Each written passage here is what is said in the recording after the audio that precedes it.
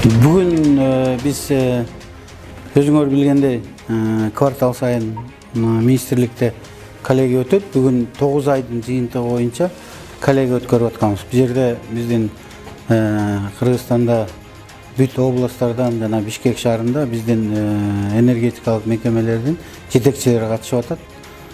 Бүгін біз ошол өзүңөр билгендей 1 ноябрдан баштап Кудайым буйрса уже мындайча айтканда кыш мезгилине кирген турабыз.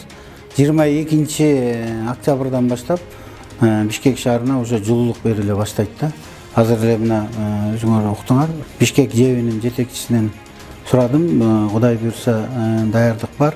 22-сине Кудай буйрса жылуулук бере баштайт. Калган мекеменин жетекчилери, областтын жетекчилери бүгүн ошол өздөрүнүн областында быйылкы кышка даярдык боюнча отчет беришет. Өзүңөр көрүп атасыңар, презентацияда бүт берген информациялар.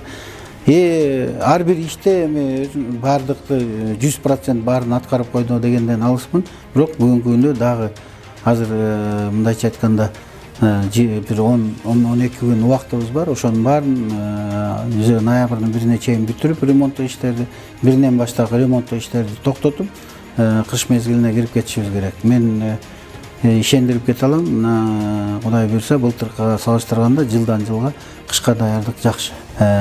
Көмүр боюнча токтолуп кетсем, көмүр маселеси эч маселе болбойт. Бүгүнкү күндө аймактарда бардык жерде мындайча айтканда көмүр базалары ачылып, бүгүнкү күндө элибизди билесиңер да, суук келгенде көмүр ала баштайт. Мына кечэтен баштап көмүрдүн өтүшү жакшы болуп калды да, мындайча айтканда ар кайсы жерде.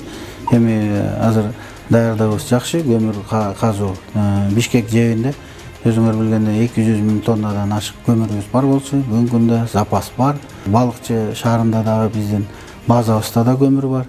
Элибизди ошол көмүр менен кабыз кылуу. Анан жылдан жылга Бишкек шаары жана Чүй областы аябай жакшы газификация болуп атат. Ошол боюнча дагы маселелер бар. 1 миллион сомго чейин бизде бюджеттен, мамлекеттик бюджеттен акча каражаты бөлүнүп берилген. Ошол именно ошол газ кирген жерлерге газовый котел салып кошулуп алганга.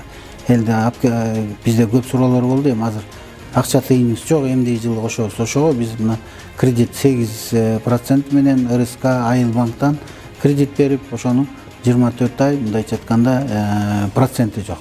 Эң чоң бир эки маселебиз бар. Бул Токтогул кесиндеги реабилитация.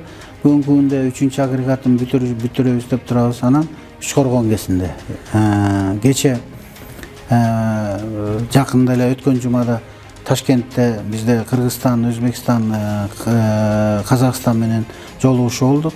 Өзүңөр билесиңер, бизге жетпеген жана импорттоп аткан көмүр электр энергия боюнча келишимдердин баарына кол коюп, бирибизди мындайча айтканда түшүнүктүү кабыл алып, быйылкы жылга 3 миллиард 900 деп биз планга алдык. Бирок 3 миллиард 200, эмдиги жылга 3 миллиард 900 киловатт электр энергия импорттаганга мындайча айтканда келишимге кол коюштук.